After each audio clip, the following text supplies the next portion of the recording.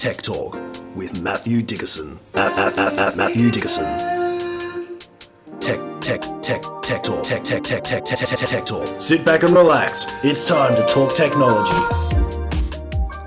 Hello, podcast devotees. Merry Christmas to you all, wherever you are in the world. We're stepping through piles of paper and busted boxes and all the bits of Christmas flotsam and jetsam that accumulate so rapidly on the living room floor today. Now, don't mind the mess here at Tech Talk. We have heaps more presents to open yet. And here, carrying a humongous red sack, splitting at the seams, sweating it out in full Santa suit in 41-degree heat. Oh, that was a mistake, Matt. It's Matthew Dickerson. Ho, ho, ho, ho. Season's greetings to you, Matt. Oh, it does sound hot, doesn't it?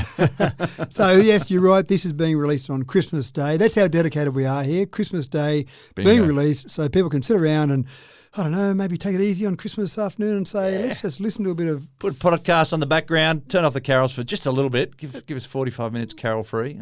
That's right. And look, at this time of the year, I thought the first thing I'd just talk about in general conversation was a nice little launch that I went to recently around the Rural Fire Service Aviation Centre of Excellence launch of the opening of this new building, this new facility. Obviously, this time of year in Australia, bushfires... I'm sure there are some going as we speak somewhere because they're probably happening somewhere in Australia all the time at this time of year. But one of the big things is the training. Now, with bushfire training, with the Rural Fire Service, there's a whole range of things they're training and mostly volunteers here, and well done to them. Thank you for your efforts. But training is obviously a really important part of it. So when you get on the fire ground, you actually know what you're doing. Now, part of that is in relation to helicopters and various aircraft that we have out on the fire ground. In the past, for example, you might need to winch someone down, pick up someone, a whole range of things where you might have a hovering helicopter. And they've told me, people in the RFS, in the past, to do that training, you're going out and you're doing most of that under a helicopter. First of all, that's expensive. You're spending, I would guess, at least $1,000 an hour to have the helicopter sitting in the air. The second thing is because you're training, it's a riskier situation. You're training with a real helicopter at real heights. Something can go wrong because you are training and accidents can happen. People can get injured. Yeah. So having some sort of simulated experience is really important. So I went and looked at this new Aviation Centre of Excellence, and I've played with VR headsets a bit because my son likes them in games and they're fantastic.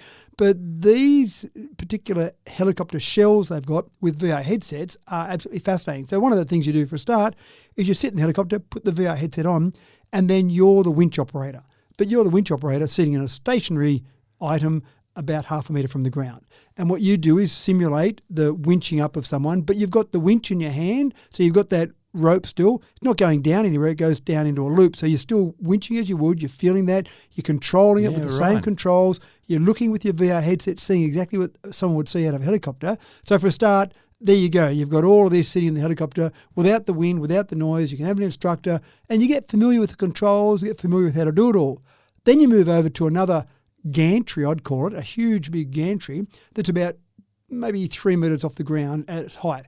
And so you can practice on that, actually hooking in to a winch or picking up someone from a winch, and it winches you up. And the most you're going to do is you're going to fall from maybe 2.5 metres. So that might sting a little bit or maybe sprain your ankle, but you're not going to die from that. You do all this training in this environment, then the last part of your certification is to go out with a real helicopter. But you're familiar with it all. You know it all. Yeah, that's right. And you haven't had to do those early steps, as you said, spending that enormous amount of money and taking that enormous amount of setup as well. Yeah, that's right. So you've also got another part of the simulator training where you're sitting in the helicopter, again, the pretend helicopter with your VR headset, looking at a fire ground. They can make fires appear anywhere. And then you've got this interaction with you've got your LAT, your water bomber, if you like, that's flying down low to actually bomb. And they don't bomb with water, they bomb with a retardant now. And they bomb in front of the fire because they aren't trying to put the fire out. No. They're trying to spread it, to stop it from spreading any further. Yeah, just trying to starve it of fuel. That's right. So you've got your water bomber below you. You've got your bird dog, typically above, which is a light aircraft that's going around looking at the fire grounds. And somewhere in there, you've got the helicopter as well. So you can interact with all these three aircraft, again, so many moving parts in a simulated environment. So it's great to see VR headsets, great to see that technology used for something that's much more useful than just playing games as such. So quite fascinating. For sure. Well, let's not delay another second here. We have some good goodies here to rip into, so let's get stuck in. Now, if you've indulged in a little bit too much this festive season, and have no capacity to join the game of cricket out in the cul-de-sac, don't worry. Throw a good movie on the telly and watch the crowd dribble into the lounge room. And, Matt, you've got a list of the top 10 AI flicks from the past 40 years to help you with the selection. Well, I thought this would be quite interesting because we have had some pretty good AI movies over the years. Oh, for sure. Some classics. Yeah, that's right. So I thought you're sitting around on Christmas afternoon, it does get a bit sleepy. The Boxing Day test doesn't start till the next day. So you can have a bit of a snooze, but you can have a bit of a snooze in front of the TV and just see whether or not AI is going to take over the world or whether or not it's going to be something that's going to be quite useful to us. So I've got a few here I'll run through. One I thought would be good would be a movie called Her, released in 2013. The voice for this particular AI is voiced by Scarlett Johansson, and essentially this is a relationship that builds up between AI and a human. And I find myself, when I'm asking ChatGPT a question, I find myself saying please and thank you. And I catch myself, and why am I doing that? It's just a computer. But you start to feel this relationship building up there. So that's exactly what happened in Her. So that's not a bad one to look at. War Games, of course, an absolute classic release back in 1983. A very young Matthew Broderick is in this particular one.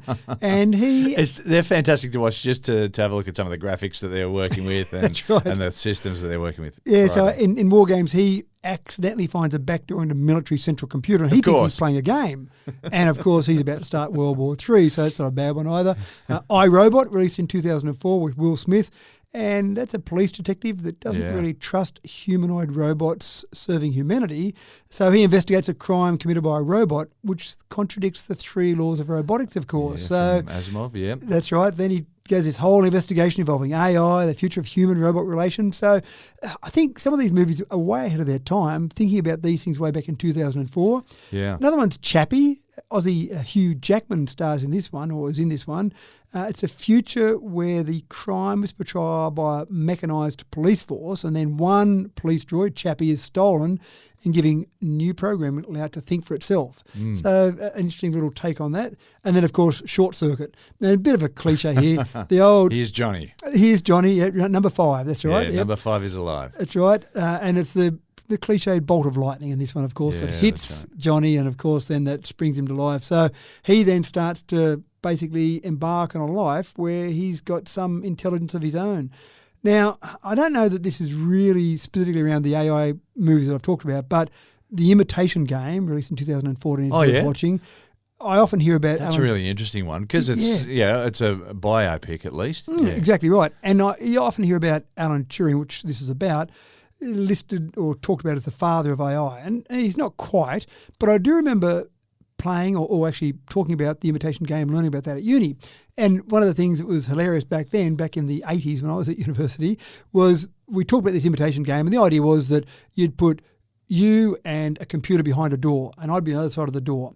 And I'd write a note, and I'd slide under the door, and I'd get an answer back, and I didn't know whether the answer came from you or the computer. Yeah, okay. But if I couldn't tell, then that computer was defined as having intelligence.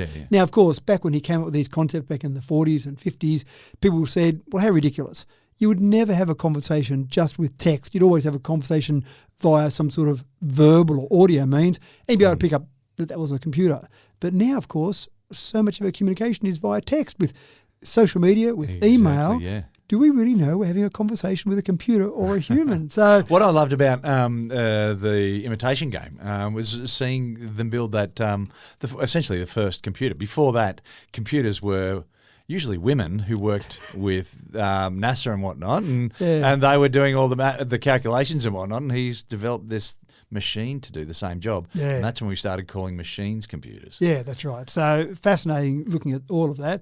And of course, I've got in there probably more based on my love of Douglas Adams more than anything else is The Hitchhiker's Guide to the Galaxy. Of course, yes. And of course, I love Marv and the Paranoid Android, who talks about having the brain the size of a planet and then gives some simple tasks like open the door. And he does complain bitterly about that. I'm so overqualified. I've got a brain the size of a planet and you want me to open the door. And you do wonder at some stage whether AI is going to say to us, what, you're asking me to give you a recipe? I could solve the world's problems. I could tell you the meaning of life and you want a recipe. A couple of ones just to finish off. AI, artificial intelligence, which seems like an appropriate one for this segment. 2001, that was released.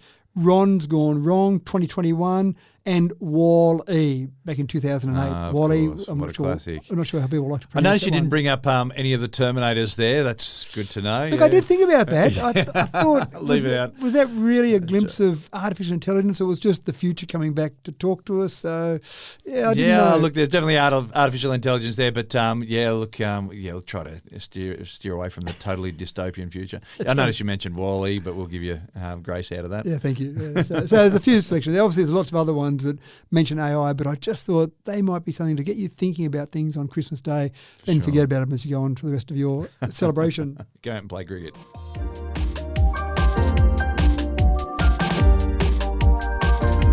Now, this time last year, we brought you a rather surprising story that brought the nerdiest of the nerds right to the edge of their seats.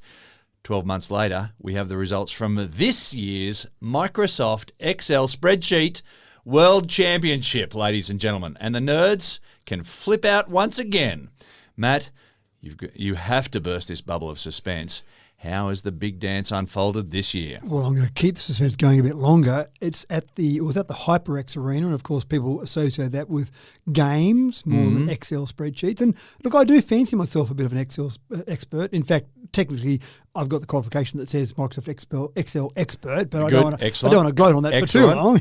But this would be absolutely fascinating to see what they do. Oh, so they haven't run it yet? No, they have. They have? They have, yeah. But I'm just trying to drag out the winner, you see. All right, okay. So they actually go through, and there's a whole range of problems. They do 30-minute sessions as part of the competition. So you're basically there. You're given a range of challenges and some errors in what's in the spreadsheet as well. So you've not only got to solve the data challenges, you've got to work out where the errors are. So I'm just picturing a whole lot of big screens and a whole lot of spectators standing around watching people plug away on these spreadsheets. It'd be fantastic. And the audience going, look, he forgot a bracket there. Oh, that's going to cost him, isn't it? T20 cricket's got nothing on this. That's right.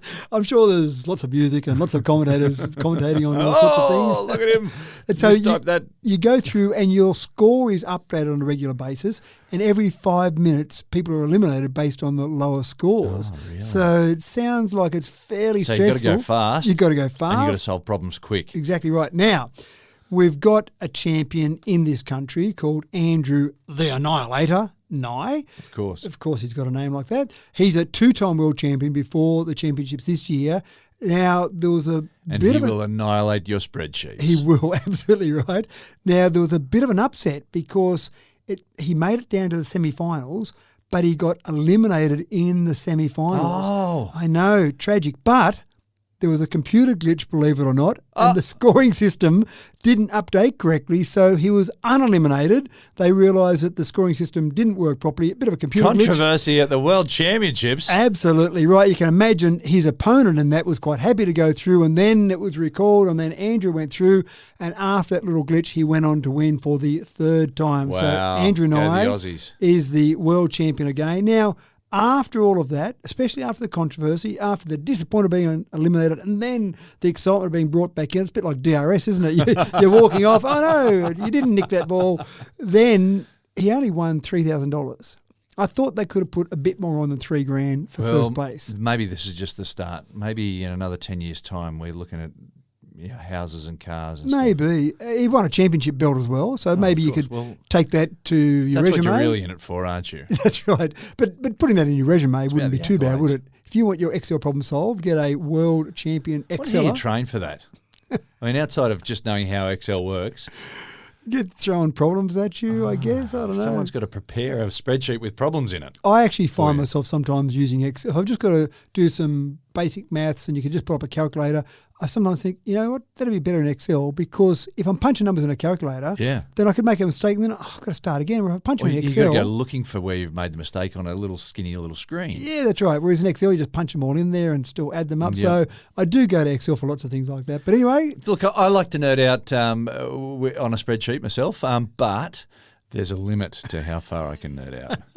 True. I'm not watching it on a big screen. Yeah, fair enough too. Right. Well, congratulations to Andrew. Well done. World champion again. Very good.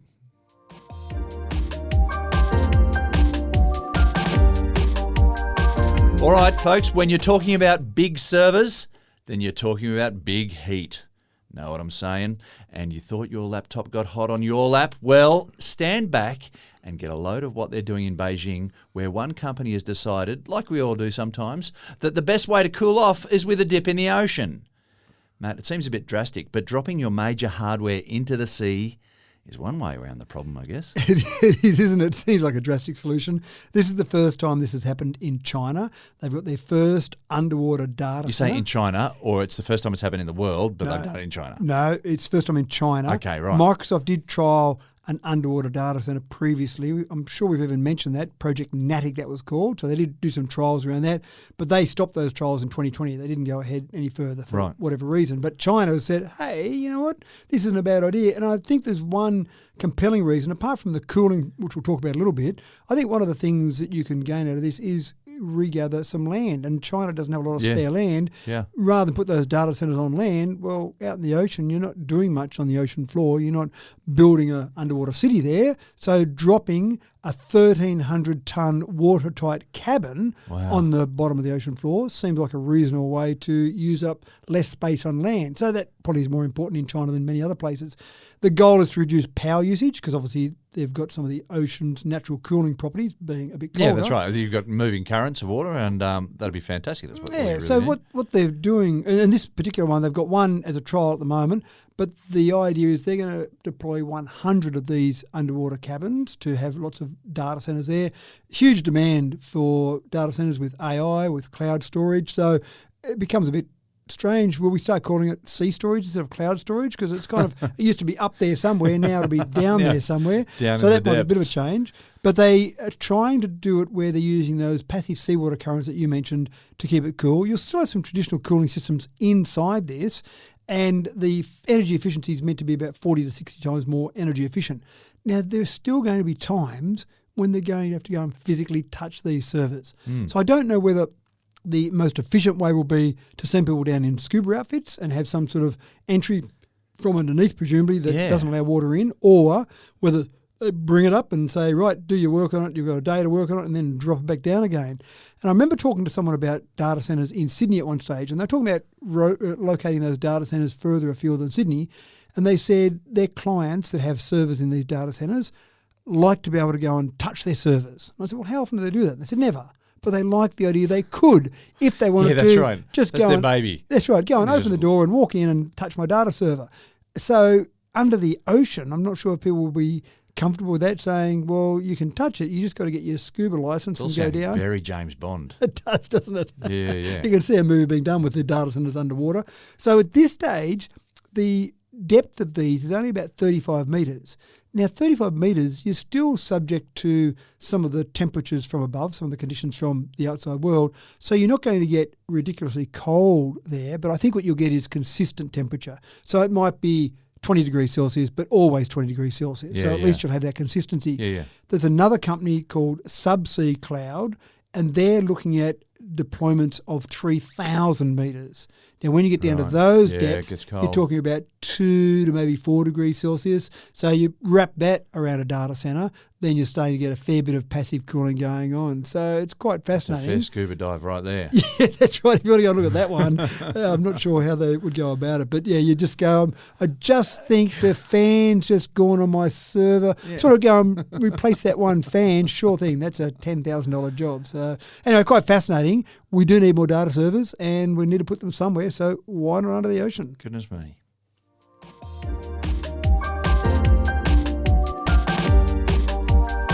Keeping one step ahead is the key for the modern military. Well, we're about to see how in a world with fancy cameras everywhere that can see everything, modern camouflage requires a bit of AI to keep you hidden. Matt. Well, this is really one of those cases, I think, of leapfrogging. We've got camouflage out there now. If you're a defence force from any nation, you've got some form of camouflage. Sure. Australia, no We've different. seen that for a long time. That's right. And so now, rather than relying on humans to try and look past that camouflage and pick up things that are assets or people on the ground. They've now got AI doing that, and that can be a bit more accurate. It can be looking for specific shapes, even certain colours if you know the sort of camouflage that someone might be using. So if you've got AI beating the human designers, then the idea is to get the AI designers to beat the AI camouflage So detectors. it's become an AI arm wrestle. That's right, exactly right. AI trying to beat itself. That's right. So if I was AI, what would I be looking for? So let's design some AI camouflage to beat the AI tools that are trying to look for the AI camouflage. Yeah, wow. So sounds complicated. So the Australian Defence Force is doing this at the moment. They've got basically the whole use of AI thrown at this problem to design patterns, to design camouflages. And we're talking about whether it might be tanks, whether it might be any sort of equipment you've got, but plus people as well. You don't want your people to be seen as well. And they're using some generative AI, similar to, say, DALL-E 3, in developing patterns, which is the first thing they're doing, and then designing how that all might look to be able to put over things on the ground. Of course, the next step will be that AI will go, I know what you're doing, AI, so I can detect what you're doing. Where does it all end? So it's quite interesting, but certainly it is a bit of an arms race for detection of AI around this one in particular. Trying to keep one step ahead, as I said earlier.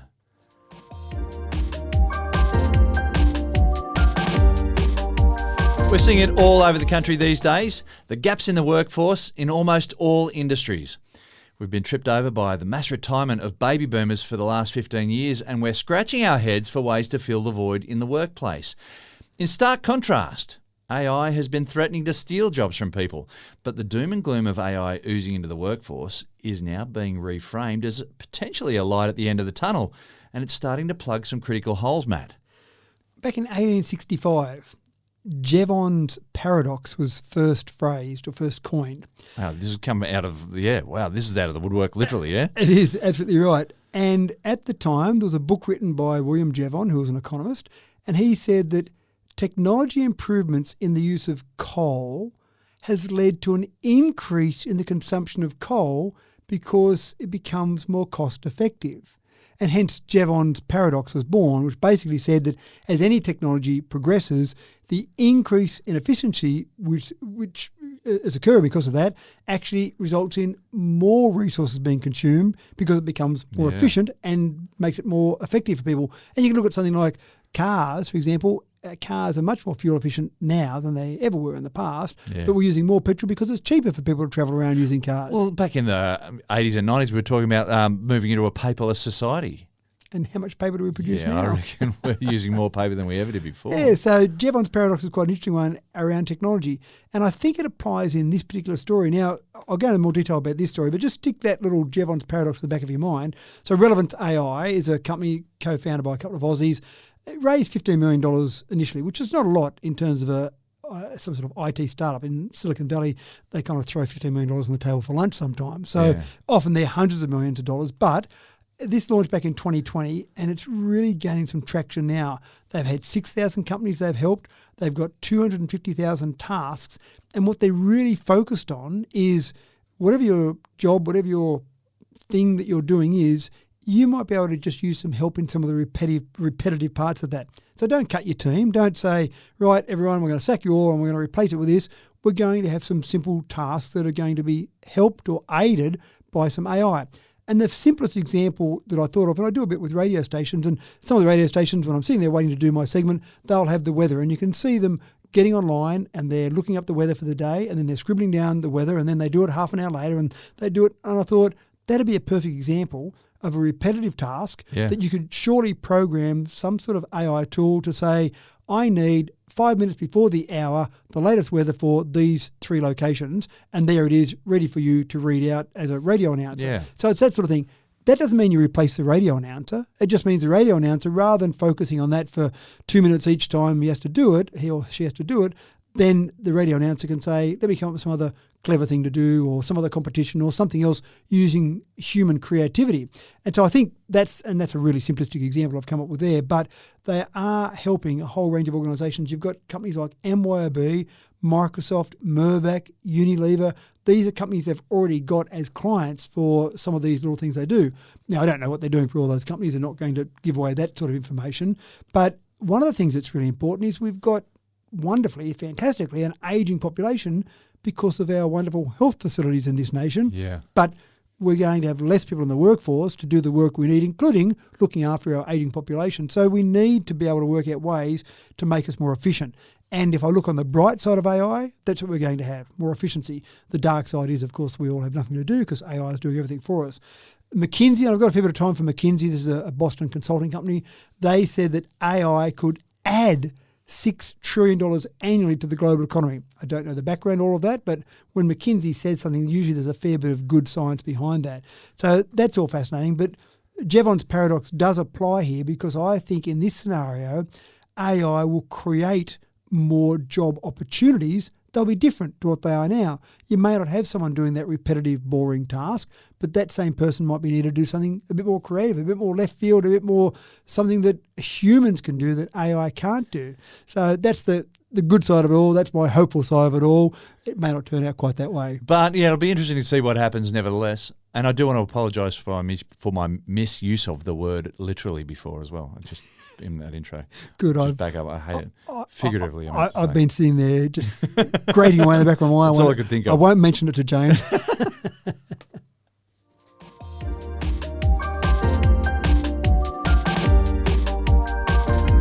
ChatGPT has a new rival and its name is Gemini. It's from Google and Matt's going to tell us about the tricks it can do. Matt, there's a new kid on the block and he's a big talker. He is indeed. And this is after Google's earlier. If you remember Bard, we talked about Bard. It was going to be the ChatGPT killer and it kind of just went away a bit. It didn't really gain for the much time momentum. being, but we've only been talking about this for 12 months. Well, we have. You're exactly 12 right. months is a long time in the world of AI, though. Oh, absolutely right. 12 months is a long time in the world of technology. But I think Google are at the point now where they're saying, Bard, you didn't go so well.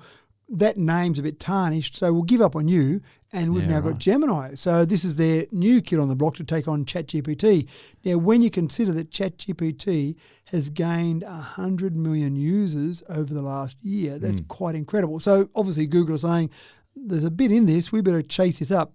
Bard didn't go so well, and one of the criticisms it faced was for political bias, which you don't want when you're researching things. When you're asking for some independent information, you don't really want some sort of political bias. So maybe they just thought the name Bard was too tarnished. When you look at the new one, the Gemini, they've got a score. There's the MMLU score, the Massive Multitask Language Understanding score. I kid you not. That's a real thing now, It's folks. a real thing. Remember that. And even when I saw that initially, I went, massive multitask. Could you come up with something better than that? It just seems like some little kids come up with it, doesn't it? Right. That's massive, that one. So Gemini in this particular score, the MMLU score, scored 90, whereas ChatGPT has scored 86.4. Now, that's Google telling us that. Yeah. And, of course, that's Google saying, well, obviously our product is better than ChatGPT. But because it's so new, the first one that comes out with this real change, ChatGPT, doesn't mean it's going to be the best one. It's changed the world. I absolutely say that ChatGPT has changed the world forevermore. But whether it will be the product we'll be using next year or in 5 years' time or 10 years' time, I can't say that with any certainty at all. Remains to be seen, yes. Because they're so far ahead of everyone else, they may suffer from that complacency, which many companies do, and then relax a bit. And next thing you know, Gemini comes along. Meta's out there working on products as well. So everyone wants a piece of this AI action. Whether or not Gemini is the one, well, it's interesting to see. But it's whenever I hear a story about this, sorry to interrupt you there, but I think about travelling back to the 80s and how VHS was not as good a system as Beta, but VHS won outright just because people got on board with VHS. Well, and it's a great study on the whole VHS versus Beta process, isn't it? And again, it just comes down. That went behind it. That's right. Sometimes it comes down to who backs it, the marketing behind it, a whole range of things there. But one strength that Google has, of course, is that you've got YouTube, you've got Gmail, you've got Google Maps. People are using these things all the time. Yeah. If they've got a product they can incorporate to those, I mean, there's that little search thing as well that people do with Google. Yeah. So if you incorporate some product into all of those, then suddenly people go, well, that's the standard now. So ChatGPT, people have got to choose to use it, whereas without knowing it, they might be using Gemini just in their day-to-day searches. And Google are very familiar with how to dominate. Oh, are they? What? So it's a fascinating area. And what I love is all this competition hopefully drives better products, hopefully ethical products, hopefully products that help all of us, help mankind. Hopefully ethical products.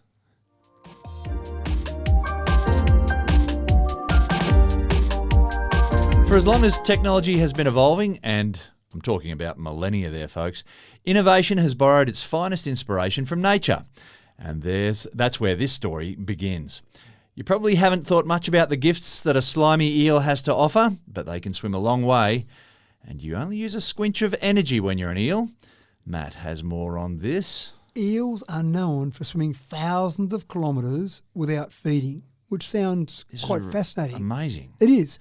And so Without scientists... getting puffed. Without getting puffed, that's right. And scientists study nature, as we often see them do, and they've just looked at this efficient way they move. So they've created a robot that mimics an eel. It's got 8 motorised segments, a flexible tail, and they've found a whole range of different ways that they've tried to make this more efficient than an eel in terms of the way it moves its body through the water. And guess what? The most efficient way was basically the same like as an the eel eel. does. That's right. So they could actually make it go faster than an eel, but when they increased the speed of this, then they found that the efficiency, the amount of energy it used per kilometre, say, dropped down. So when they played around with a whole range of different variables, they tried a different bunch of experiments, they got to the point where they said, gee, the same speed and movement of the eel is the way we should go forward. Who would have thought that evolution would have worked that out? Exactly right. Now, why do we care about this? Why do we want this? So a few things. One thing is that they're studying migration of eels and just working out how they actually go through that process. And as you say, some of that whole process in where we've gotten to now with the eels, that's fascinating. But then they start to look at, can we use this same technique to make devices that travel in the water and make them more efficient than other devices? So it might be, for example, you're testing things in the water, temperatures, various things that are in the water, and you want to put something underwater and have it travel along and pick up all these tests and go for as long as possible before you've got to retrieve it. Well, having a really efficient robot to do that makes sense. Oh, rather than have a little device with a propeller on it, that's not that efficient. Have something that moves like an eel. So little things like I that. want to make a submarine like that. Well, imagine being wobbled to Well, I started thinking about that. I thought maybe you could have a boat rather than a propeller. Yeah. The driving force underneath it is something that moves like an eel. It's got like a flagella or something. Yeah, something like that. So, and the story didn't talk about that. It was really talking about using it for research and getting that that best fit scenario between energy conservation and the speed that it moves along. But who knows where this will develop, because the propeller we've had for a fair while, and it seems like it's pretty good. You stick a motor and you spin something on the end of it and everything's okay. But and a lot of work's gone into refining that propeller to make it work really, really well. That's right. But sometimes you come along and you say, well, we're not going to use a propeller. We're going to use an eel or an eel shape. And it probably wouldn't be great if you wanted a speedboat, because the speed seems like an issue here. But if you had an ocean liner that maybe had something that we could drive it along, I'm just imagining this massive eel that's got this shape under the boat. But just fascinating. Oh, I'm thinking about life boats and whatnot. You know, they get stranded out in the middle of the ocean. You just need something that has got low energy that can get you back ticking to shore. away there and just going in the right direction until you get there. So all sorts of things. I think we'll see more of this. The fact that the scientists have built this robot now, they've put it underwater, they've actually had it operational. You don't do that and then say, well, that's it, we've finished that job, let's move on. You want to take advantage of all that research that's been done.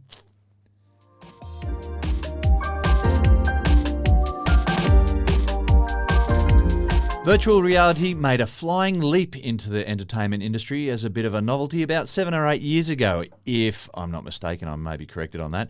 And headsets are now finding their way into industry and research in a number of ways. VR has been something of a gift. Well, lab mice are getting into the action now with teeny tiny VR headsets. They're being used to help us understand the development of neural pathways. Matt, do mice love roller coasters and fast and furious car rides as much as we do? I hope so. What a great life. You're an experimental mouse and you say... Let's put them on a roller coaster virtually. That's right.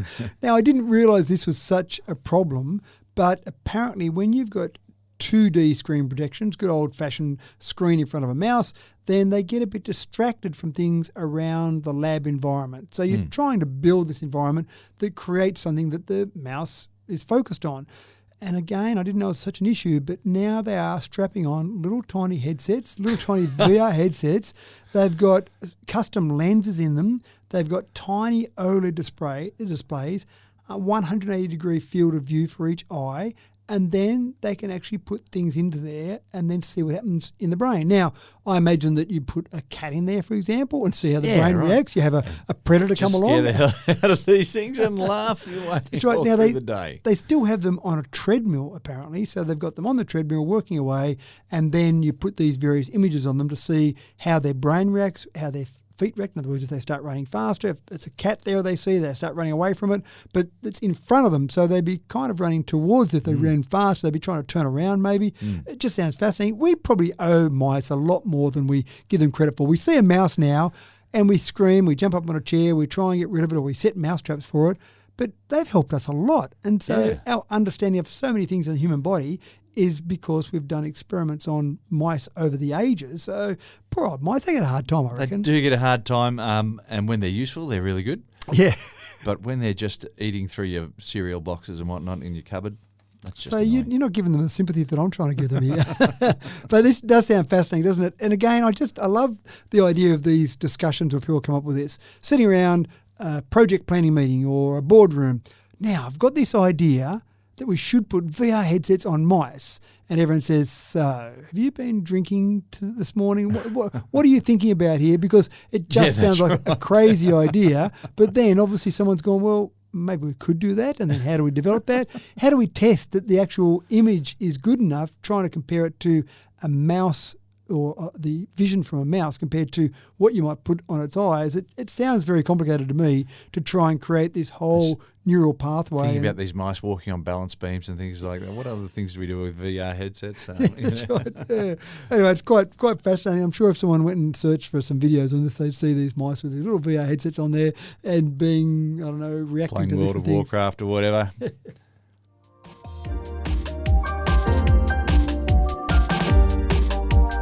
Now, here's something about cryptocurrencies that I bet you didn't know.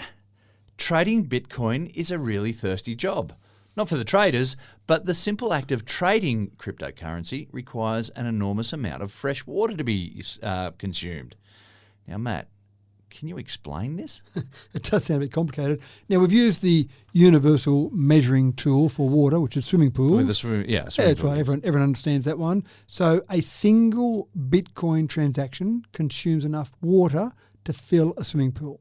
If you want to be more technical about it, about 16,000 litres of clean water it uses. Wow. And the first thing you say is, well, what are you talking about? If you lost the plot completely, how is it using water? We associate Bitcoin transactions with high energy usage, and that's a major problem around the world. People are spending more on their power bill than the actual Bitcoin they might be generating if they're trying to generate Bitcoin, for example. So that's been a big issue we've talked about before. But when you look at electricity generation, then you start to look at coal, gas-fired power plants, hydroelectric power. They're all using water. So it's not just the energy usage that people have been focused on, because you start to realise how much energy is being generated when you start talking about this much water being used. But you talk about all that water, and then you talk about water for data centres, not the underwater ones, the ones that are on the land.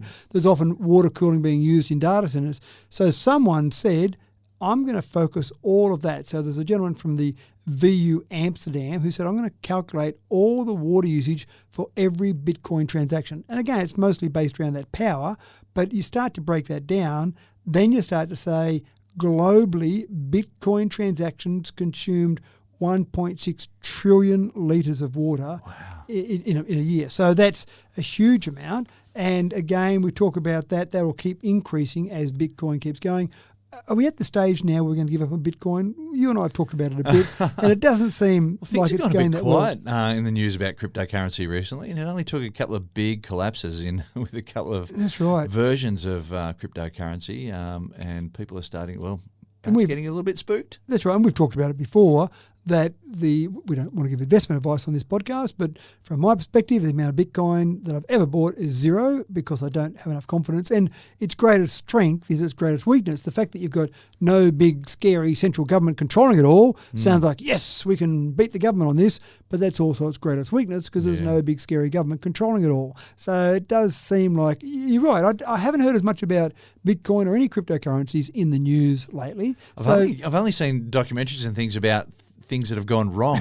That's right. You haven't seen the documentary about, wow, this has really changed the world. And when you think about this, when you think about how big a problem global water crises will be in the future, you start to think, well, do we really want to support a cryptocurrency that's using lots of energy, obviously, using lots of water? What's the future for this? It doesn't sound that bright. So if you weren't sure about it, if you're thinking about maybe not going down that path, then this might be another nail in the coffin. And that's all we have for you today, folks. A nice little something extra to what has hopefully been a bountiful Christmas season for you all. But we've left you with a little bit room left for Christmas pudding. Well done, Matt. Merry Christmas, and thank you for the gift of another cracking tech talk. Well, thank you, and Merry Christmas to all our listeners. Thank you for joining in and listening to us all throughout the year, and we get great feedback from our listeners.